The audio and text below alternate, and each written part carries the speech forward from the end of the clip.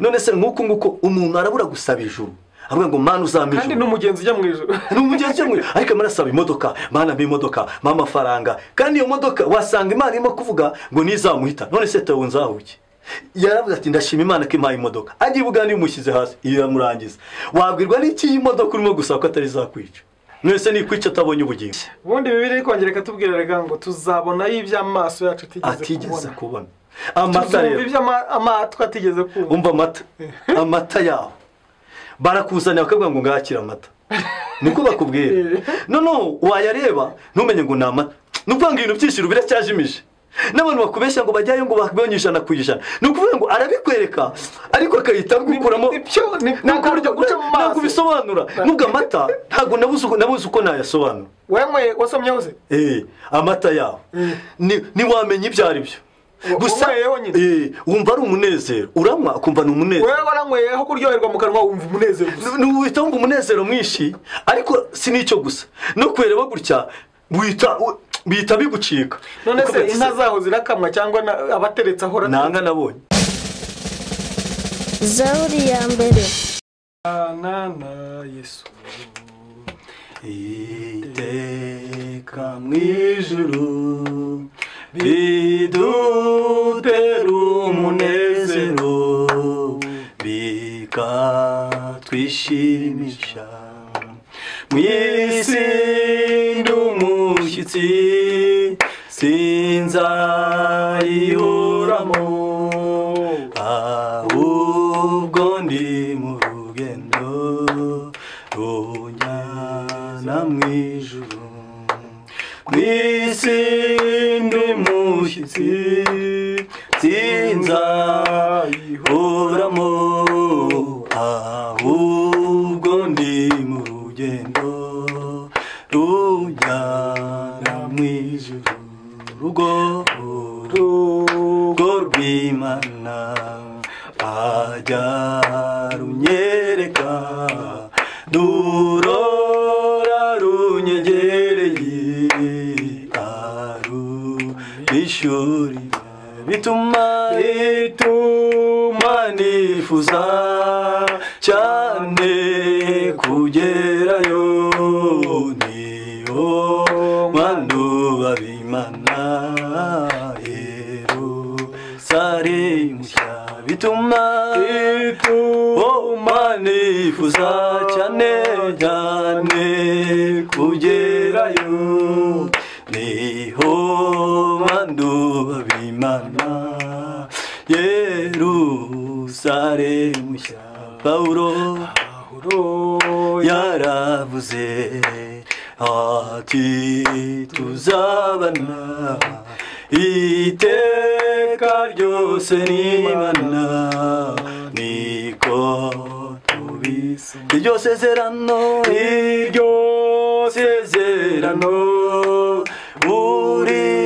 urisohoreze tubane no muri iyi si iryo sezerano haleluya urisohoreze tubane no muri iyi si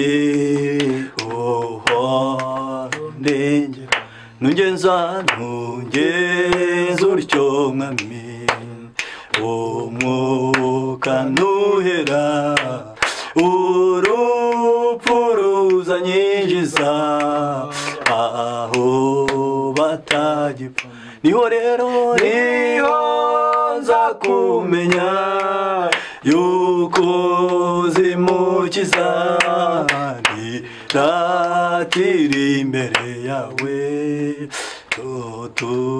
tuzahorana haleluya niho nza kumenya yuko zimukiza ntiratira imbere yawe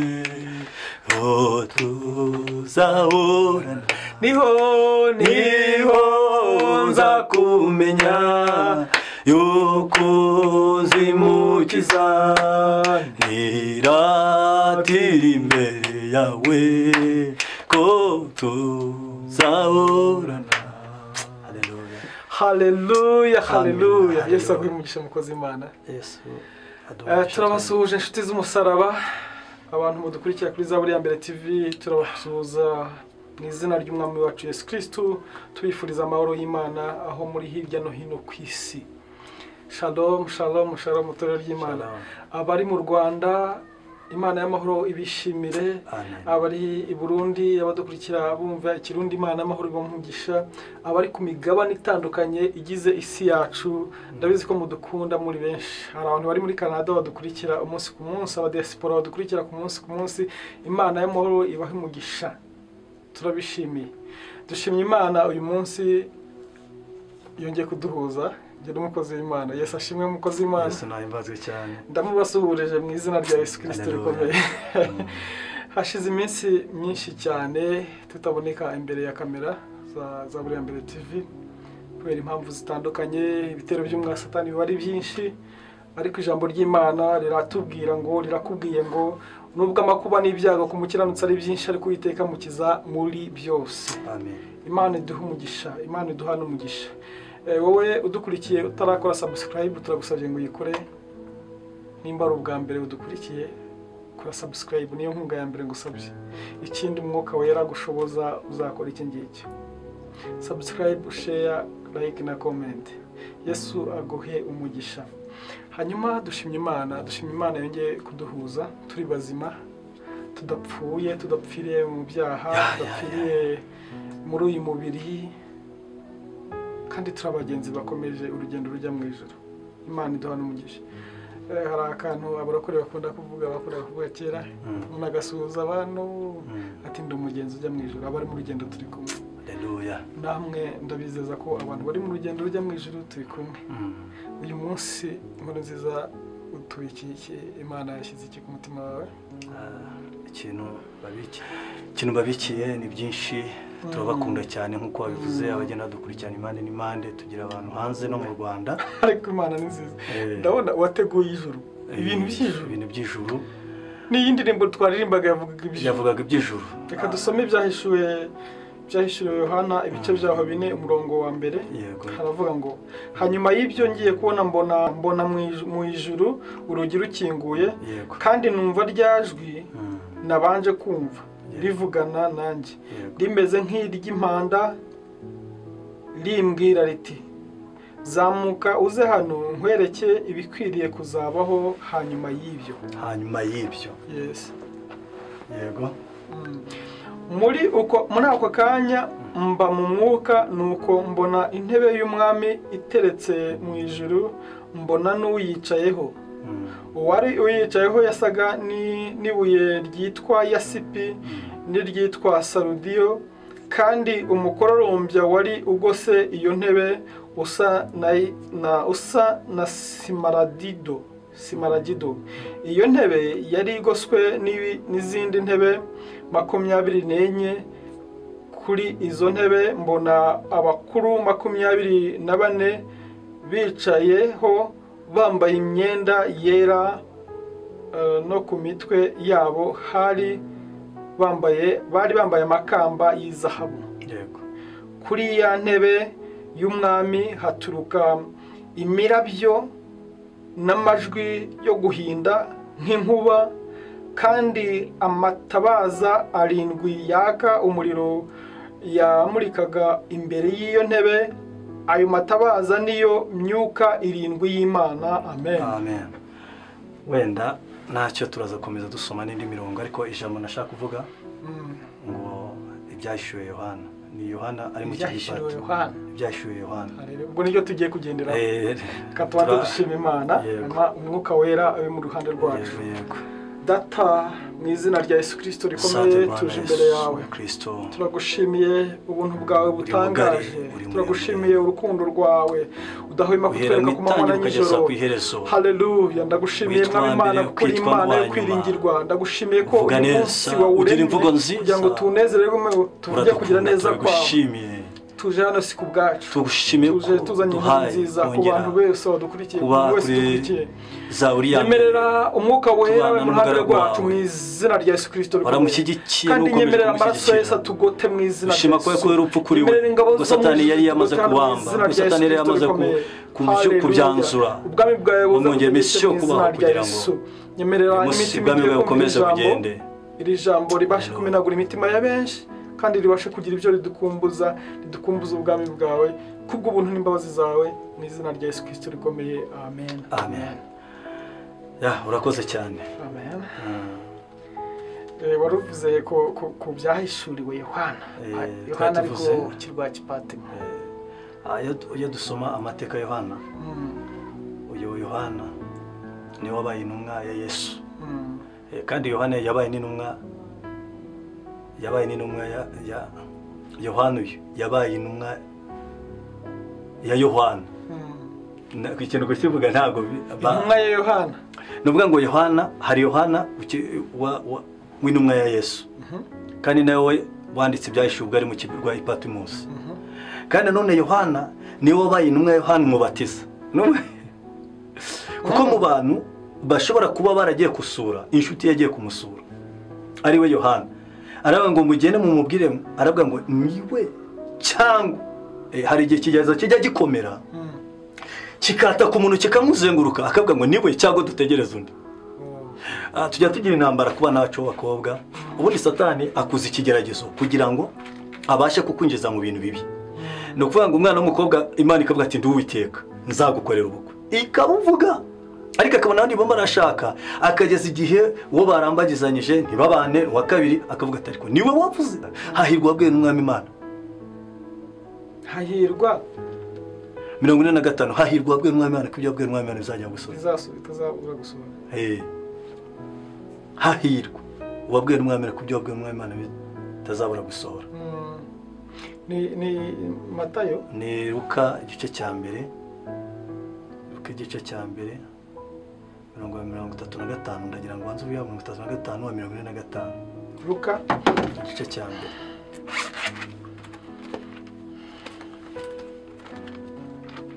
Luka igice cya mbere 35 yavuze ngo iki? Luka igice cya mbere murongo wa 35,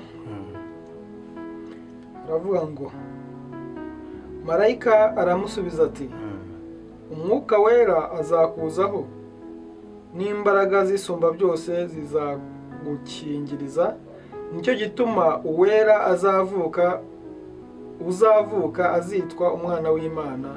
Amen. 45 kavuze guki? 45 iravuze ngo kandi hahirwa uwizeye kuko ibyo yabwiwe n'umwami Imana bizasohora. Iryo ni ryo jambo nashaka kuvuga. 45, kandi hahirwa abwiye n'umwami Imana, kubyo abwiye n'umwami Imana bizajya gute? Bizasohora.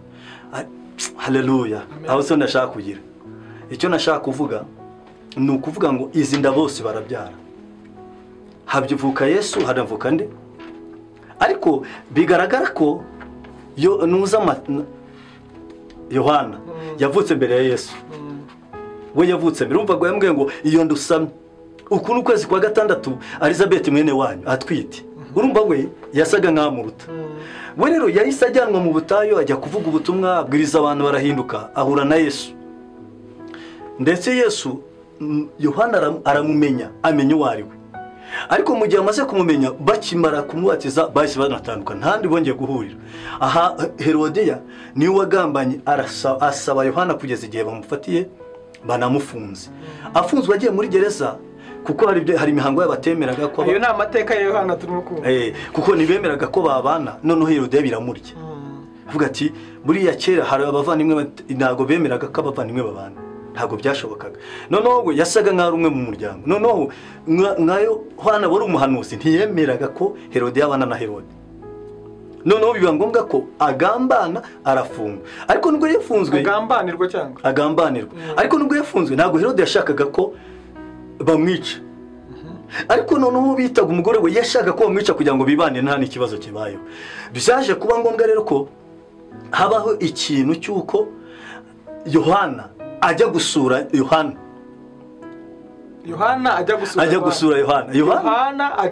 ajya gusura bazi nawe agezeyo nibwo yamubwiye ngo genda umbwirire Yesu kuko yari amaze kumenya ububasha buri muri ko ari umwana w'Imana. Yari Yohana uwo mu ntumwa za Yesu?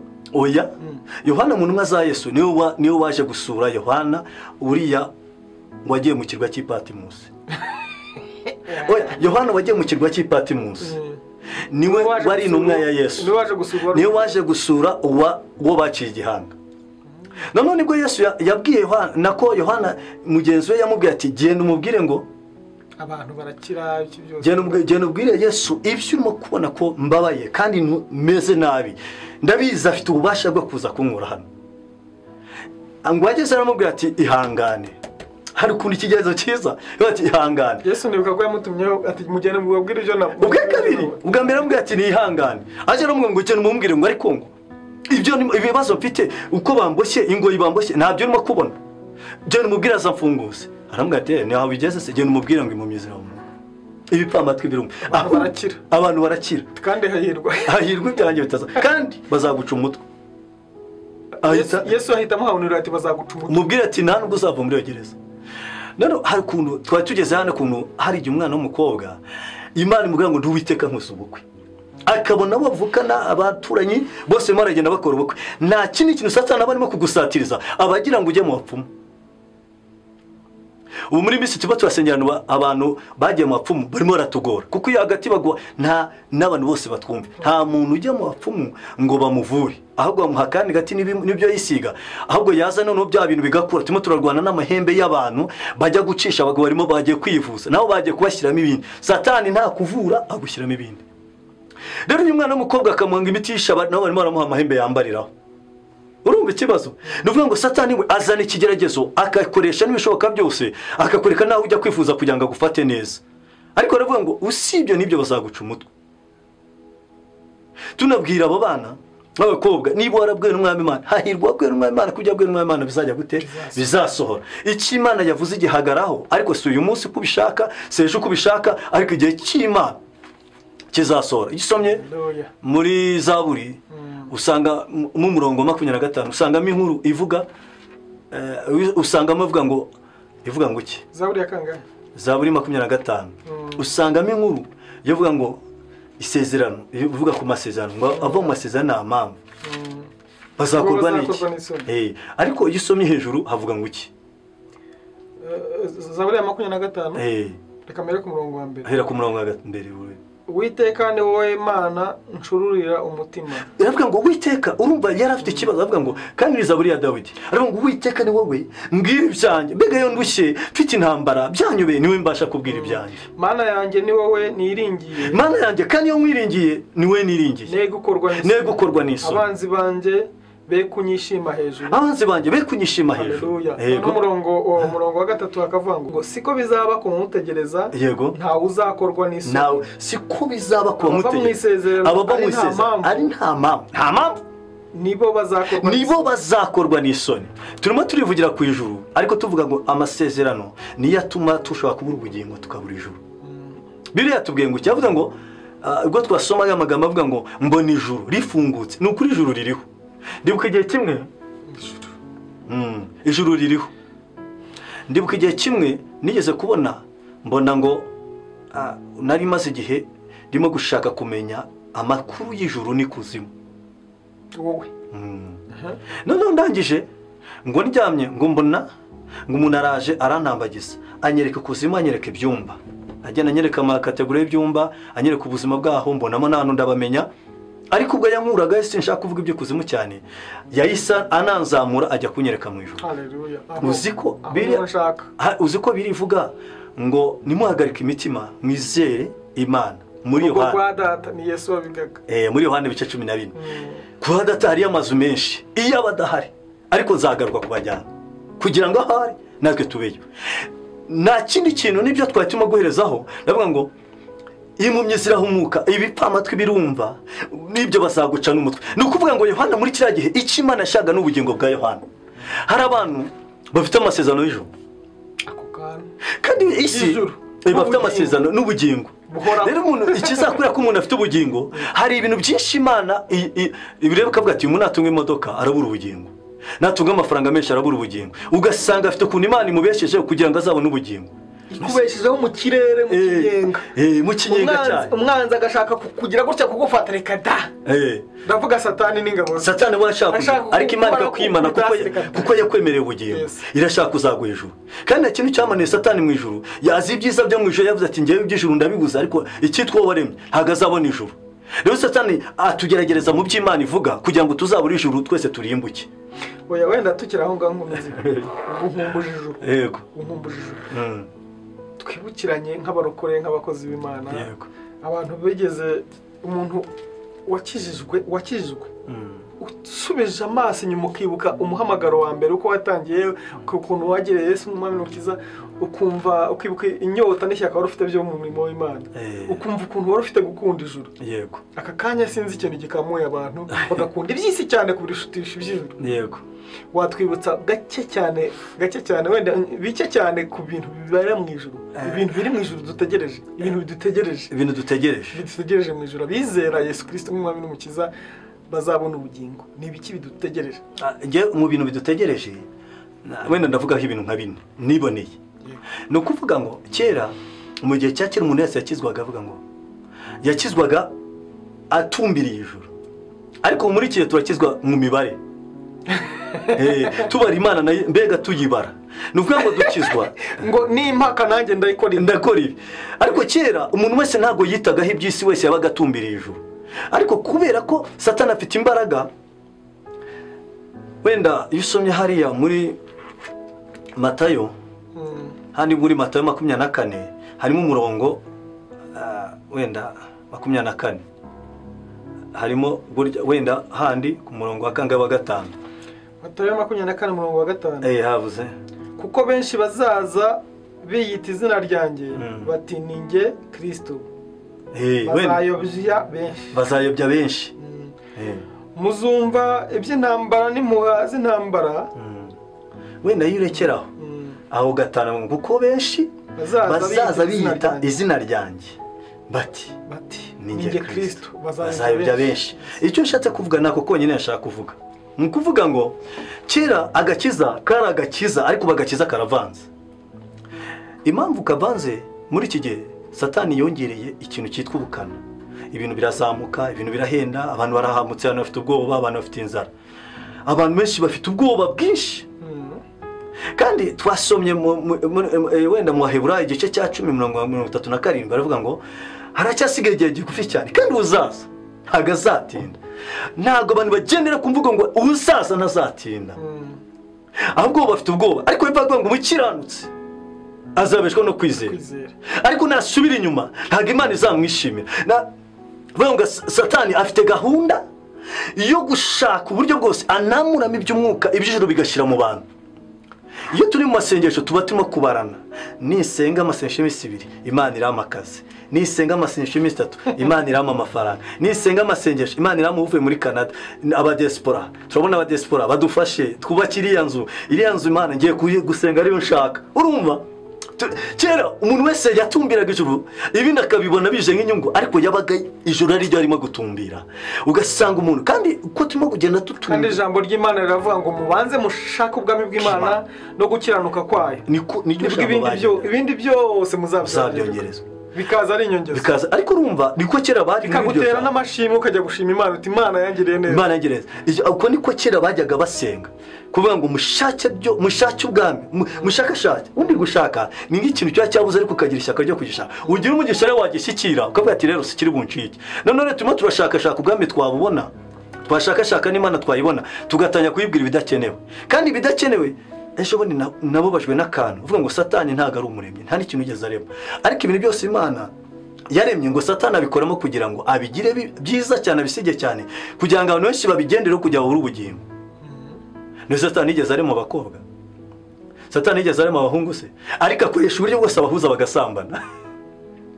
sinzi niba ucyumvise. Abantu Imana yaremye ngo bayiramye bayihimbaze, Satani arimo arakoresha. Niba agenda akoresha no mu masengesho yisomye muri usanga uvuga ngo iyo abana b'Imana bateranaga na Satani yamanukiraga gushengerera. Ni ukuvuga ngo ahita asaka kwereka ibyo agakora n'umubiri akakwereka, bwira Imana iguha inzu, bwira Imana iguha amafaranga, bwira Imana iguha akazi, bwira Imana igukorera ubukwe. Nitabukora ni nk'ubu hari umukobwa ngo nge nihaye umwaka umwe, Imana yambwiye ubukwe, nitabukora umwaka umwe ndahita nishingira.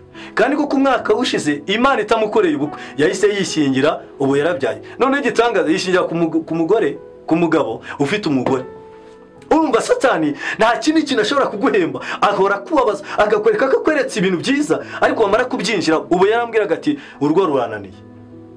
Ibyo yiyemeje yagiyemo byamaze kumunanira. Rega n'abakorera Satani ntago Satani abakunda. Nubwo Satani yanga abana b'Imana, ariko Satani nta rukundo agira bamuntu. Habe igihe cyose abashakisha uburyo bwose yashaka ikintu cyose kizakubabaza. Ni ukuvuga ngo rero mu butumwa buriho cyangwa buriho, ni ukuvuga ngo ibintu by'Imana byose, gukunda ijuru no kuzajya mu ijuru, Satani yashakisha uburyo bwose akora mu bintu, akora mu banyamasengesho, akora mu bavugabutumwa, akora mu bahanuzi. None sano ni hatubwiye uko hatubwiye ntiwabyumvishe, aramya ngo kuko benshi bazaza biyita. Ubu hari imbaraga zirimo gukora kandi zigakora mu izina rya Yesu, zigakora bakakwereka ko bakora mu izina rya Yesu ariko atari imbaraga za Kristo, ari imbaraga z'ibindi bintu bitari Imana. Rero benshi bamaze kwatakwa, benshi bamaze kugwa, baragaragaza ko bakunze ijuru ariko bararireretse, ahubwo bo barashaka ibintu, barashaka gukira, kumenyekana, gutera imbere. Mana numa akazi nzagushima, Mana numa imodoka, Mana numa indege, Mana nungira neza ukankorera ubukwe ukampa abana. Ariko nawe wavuga ati Mana ndagusaba ijuru kuko mbona ibinyataka bihari. Ariko abantu benshi kuko Satani benshi bazaza bitira Kristo.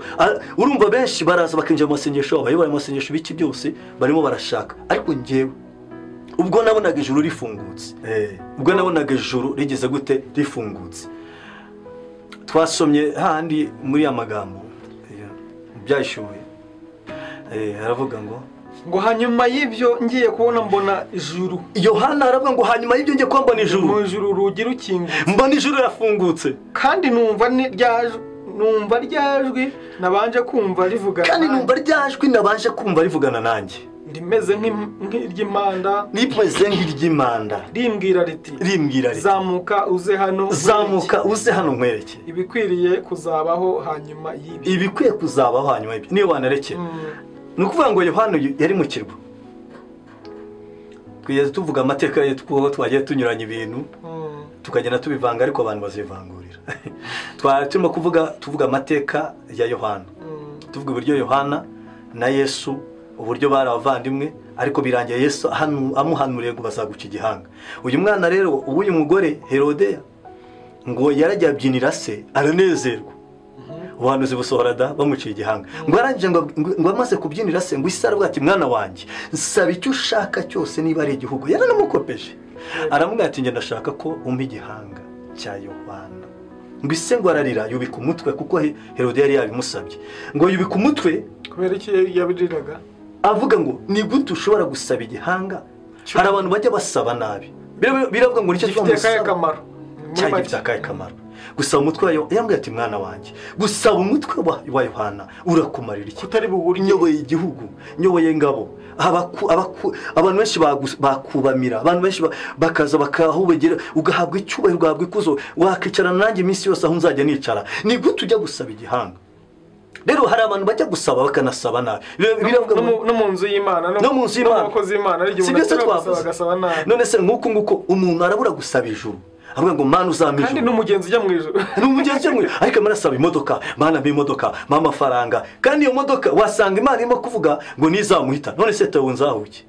Yaravuga ati ndashima Imana ko impaye imodoka, agiye ubugani umushyize hasi iyo yamurangiza. Wabwirwa n'iki imodoka urimo gusaba ko atari zakwica? None se nikwica atabonye ubugingo? Saba ijuru, Imana iguha imodoka ninakwica uzajya saba gukiranuka kw'Imana kuze muri wowe, ibindi byose bizaza ari inyongera. Niyo modoka ninaza muri ibyo byose bije, ninaguhitana uzabone ubugingo. None urasaba imodoka ntusaba ubugingo, ubugingo bwangije, imodoka yangije ubugingo, birarangiye. Amazu meza n'ibyubahiro n'icyo byangije ubugingo. Uyu mwana rero nawe yasabye igihanga kandi barakimuhaye. Ndashaka igihanga cya Yohana kumbeye, bivuge ngo ndashaka cika umutwe nkawushyira mama akabibona, ngo isi arababara ariko aravuga ati kuko ari byo yasabye mu bimuhe ngo bahita baca Yohana mu gihanga bashyira Herodeya ngo arangije anezezwa no kubona igihanga cya Yohana. Amateka Yohana bararangiye. Uyu Yohana rero turimo kuvuga yagize amateka maremare kuko biravuga ngo igihe kimwe nyine umubyeyi ngo arasaba aravuga ngo Yesu mwigisha ndagusabye abana banjye umwe azicara ibumoso bwawe undi azicara iburyo. Ubwo yavuga ngo bita Yakobo akavuga n'uwo bita Yohana. Aravuga ati ibyo se nge bitanga ni data ariko ngo arabimukorera. Mu ntumwa bavuga ko Yakobo ari wapfuye mu ntumwa mbere yagiye nyine kwicara iburyo na Yohana niwe wapfuye nyuma y'izindi ntumwa kandi yicwa n'urupfu atishwa atageze gute. Urabizi bamushyize n'ubundi niko birivuga n'urupfu rw'ikirago. Ni ukuvuga ngo bamushyize mu mavuta ngo avamo ameze nk'uruhinja. Rero arimo kwandikira amatora 7 n'iri tora araryandikira ariko ati ngewe narebye sha mbona ijuru rifunguka ariko Imana ifungurije. Haleluya. Ifungurije. Mbona yicaye kuri ya ntebe. Haleluya. Ngo muri ako kanya mba mu mwuka arangije ari ngo ni ntebe y'ubwami iteretse mu ijuru mbona n'uyicayeho gwishurirwa kwe yabonye intebe y'ubwami. Buriya Imana ishimwe ko turi ku ngoma ya Kristo. Mu isi ngoma zibaho abantu bakayitinga bagakomera zikarangira ariko icyo twakunde Yesu tumuhaye icyubahiro nuko ingoma itarangira. Mbona intebe y'ubwami mbona n'uyicayeho. Haleluya. Ariwe Yesu Kristo. Yisomye muri uyisomye mu buhanuzi bwa Yesaya usavuga ngo hafi 36 hafa usangamo amakuru avuga ngo ijuru ni intebe y'Imana n'isi ni intebe y'ibirenge byayo. Bivuga ngo turi munsi y'ibirenge by'Imana. Ariko niba ngo mbona iyi ntebe uyicaye hari umwami. Imana ishimwe ko Imana yacu ari umwami. Mbona n'uyicayeho abona iyerekwa. Aha rero niho yaguye agwa mu kirwa Patimosi ari nawe waguye ku rupfu rw'iki ari nawe wapfuye nyuma y'intumwa zose nawe ajya kwicara iburyo umwe yicara ibumoso. Data yarukunda ajya abikora ubwo nyine yabisabye yarabimuhaye umwe yicaye ibumoso undi yicara iburyo. Rero hari igihe tujya dusaba ibintu bikadukomerana yarababaye cyane ariko igihe kigeze ataha neza. Amen.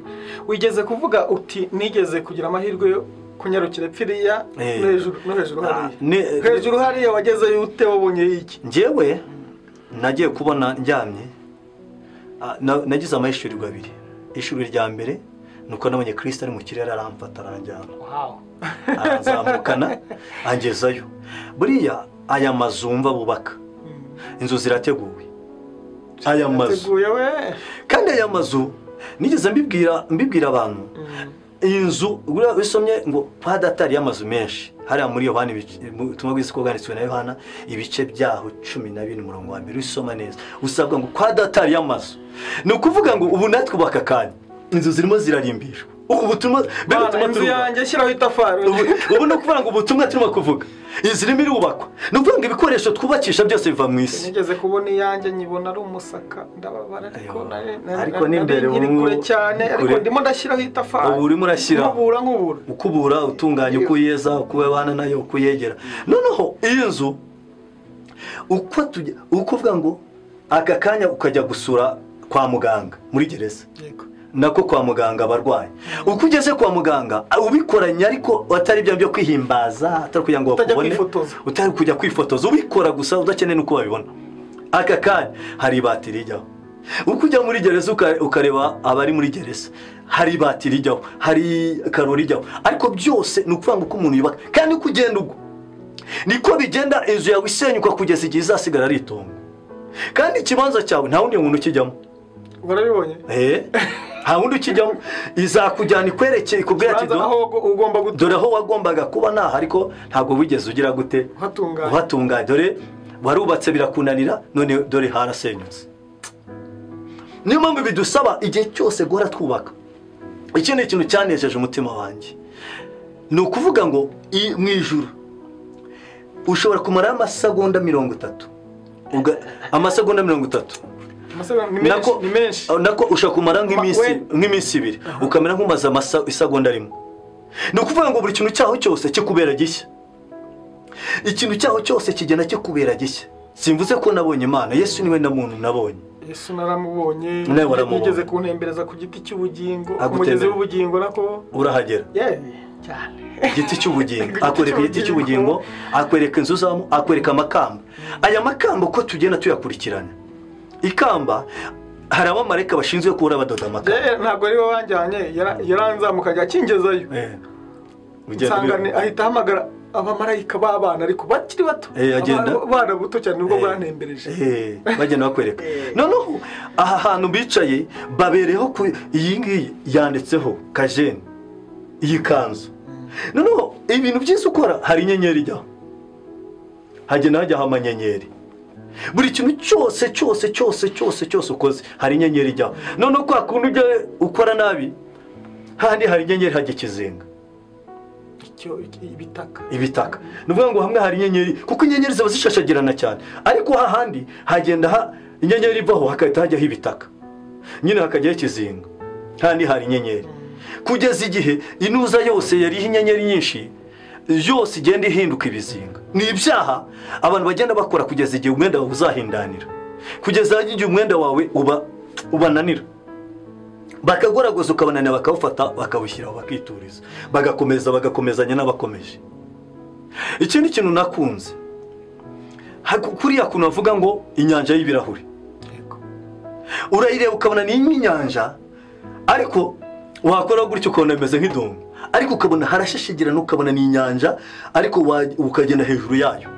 Bivuga ngo ufite ububasha bwo kugenda hejuru y'inyanja. Icyo kintu cyo kintu. Ikindi kintu biriya bivuga ngo ari amabuye meza ashashagirana. Amabuye yaho urabona biriya bintu bimeze nk'amasaro y'umutuku, danje, icyatsi, ubururu, umuhondo, ni kuri bimeze.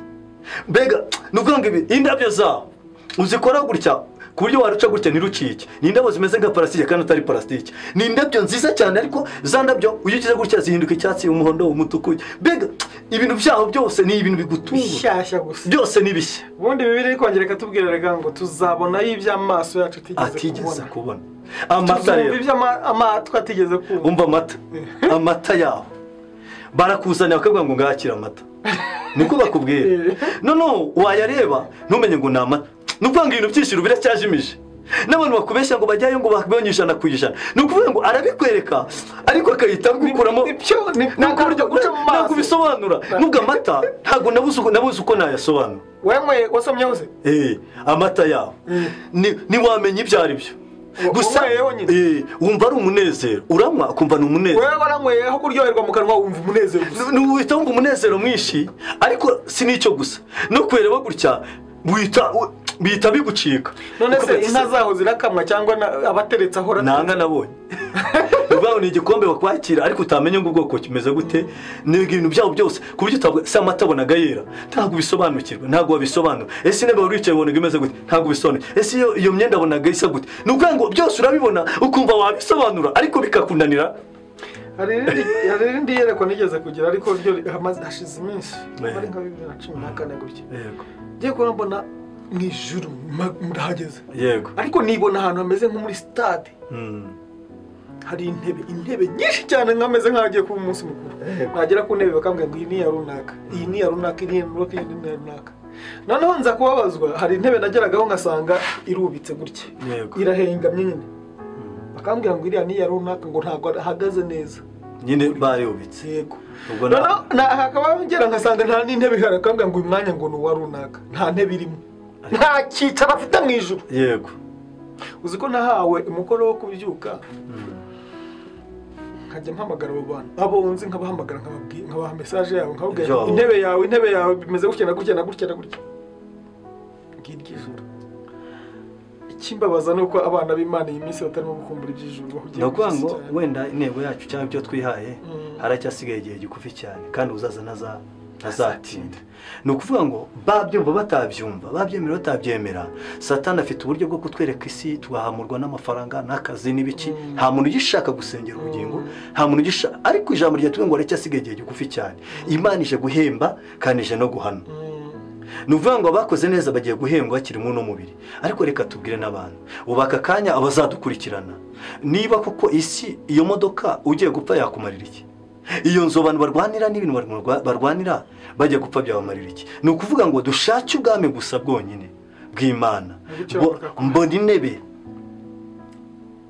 y'Imana n'uwicayeho intebe y'ubwami bashake ubwami bw'Imana mbona intebe y'ubwami ariko mbona n'uwicayeho haleluya ari Imana yicayeho iyi ntebe rero iyi ntebe ni umwami yicayeho dushake ubwami bw'Imana no gukiranuka ibindi byose tuzabyongererwa amen nukuri wenda icyo twabwira abantu message twaha abantu niba koko intebe yawe reba neza niba intebe yawe ihengamye niba intebe yawe itakirimo reba neza niba inzu yawe irimo kubakwa reba imirimo wakoraga urebe uburyo wabanaga n'Imana bongere nunasenga uvuye ati Imana ashaka akazi ariko uvuge akazi uri ku bugingo bwawe buri buzima uvuge ngo ndashaka amafaranga ndashaka gukora ubukwe ndashaka biri Satani araguhumya akakwereka ko iby'ijuru atari byo bifite agaciro cyane ahubwo y'amafaranga ariko se amafaranga mu gihe cyawe cyo gupfa nazakurengera akazi ntabwo kazakurengera haracyasigaye igihe kigufi cyane Imana igumugisha haleluya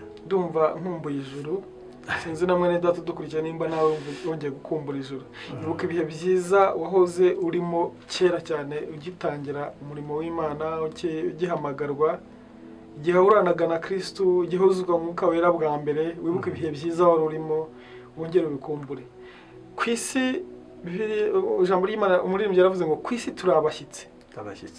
turabashyitse ndetse turabimukira turabagenzi Musiko Wera aravuga ngo tuko wapitangiya turanyuraho turagenda muniza ari bakaririmbo iyi si turimo yarahindanye n'ibintu birimo byarahindanye twari dukwiye kuyivamo tugataha tukajya kwibera mu bwiza bw'abacunguwe kuko nyiri icumbi yaduhararutswe twizere ko nyuma hari iherezo amen amen Imana iguhe umugisha Imana iduhe umugisha turagushimiye wowe wabanye natwe muri iki kiganiro hari aho watwunganira wajya muri comment ukandika nta kibazo indi inkunga tugusaba ya mbere no gukora share like na comment Imana yamuri guhumugisha turabakunda tuzasubira ciao ciao washima Imana ugasengera umuntu warudukurikiye na za mpano zose ukazikoresha wasengera ugasengera abarwaye hari abantu badukurikiye barwaye hari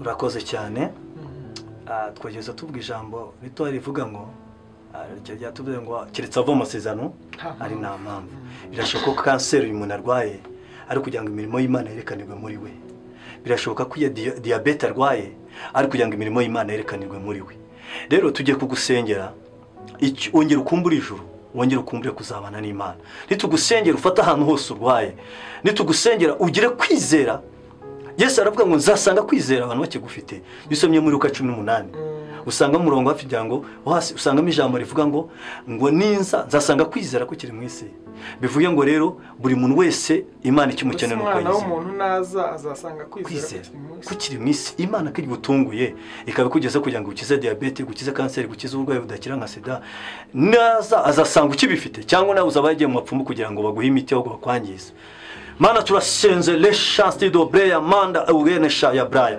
tusengeye imitima y'abadukurikirana kandi no kwijambo tubona buryo Yohana ngo ari mu kirwa Ipatimusi ngo arerekwa ngo arabona ngo abona ijuru yafungutse ngabona ngo intebe y'ubwami ngabona n'ubuyicayeho mu izina rya Yesu Kristo ine barayibona neza twone dusoma irindi jambo ryongerera tubwira ngo uzaza hasigaye igihe kigufi cyane kandi uzaza nazaceceka bisobanura ngo uramanutse leko ya distafoya ndagira ngo umunde leko ya sinemenigro udukurikiranye wese wari ufite ikibazo cy'indwara y'umutwe ndimo ndabona une chance de dobreya hari umuntu imiryango hari umuntu baruhujwe n'abantu babiri yari afite umugore aranje ajya gushaka umwe ajya gushaka undi arangije namwereza ibintu kurwara umutwe udakira le chance Dobreya nukirwa neza ugahinduka mbonye Imana igukuramo amahembe ari mu mutwe mbonye arabana Imana mo gukiza umutwe hari abantu barwaye umutwe urimo guterwa n'abadayimoni mbonye hari abantu barwaye diabete zimo guterwa n'abapfuye nuwizera gusa ugatangira kwizera Imana ugatangira kumbura ijuru hari Imana ije kugukuraho iyo diabete hari Imana ije kugukuraho kanseri yageze ku mukondo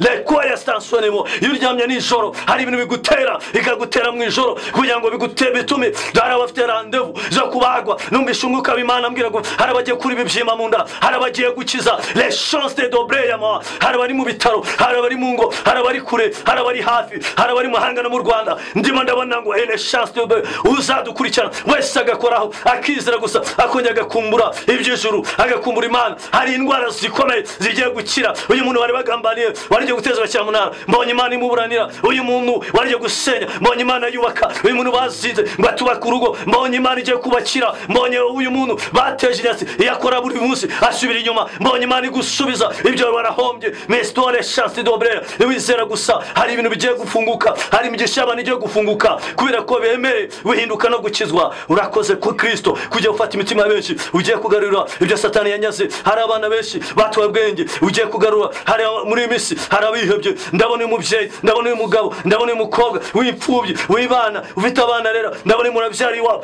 adolescence, abana be afite ubwoba bavuga ati bana ko batsinze bazajya kwiga gute. Ndabona Kristo ugiye gutanga minerval, ndabona abantu bagiye gusubira, bagiye gutanga ibikoresho kuko Imana ibikora. Uyu muntu waheze umaze imyaka 3 arwaye, uyu muntu umaze imyaka myinshi arwaye, urakoze kuko umanutse kandi umanutse gukiza indwara zitandukanye no gusubiza ibyifuzo bitandukanye. Tubisabye twizeye yuko hari abantu benshi bagiye kongera kumbura ijuru, hari abantu benshi bagiye kubohora, bari baboshye Satani rero base abateza gukunda iby'isi gusa, ariko bagiye kongera kumbura ijuru kugira ngo bazabane n'Umwami Imana. Urakoze kuko umanukiye imitima ya benshi, mu izina rikomeye Kristo.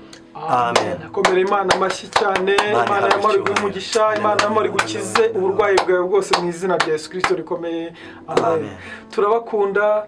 Uramutse wifuje gutera inkunga iki kiganiro, waca kuri iyo nomero uri bubonemo aho ngaho, kadufasha tukagura ubwami bw'Imana, nawe tugafatanya kwagura ubwami bw'Imana, kandi ukazagira ikintu ujya wibutsa Imana mu izina rya Yesu Kristo rikomeye. Amen. Zaburi ya mbere.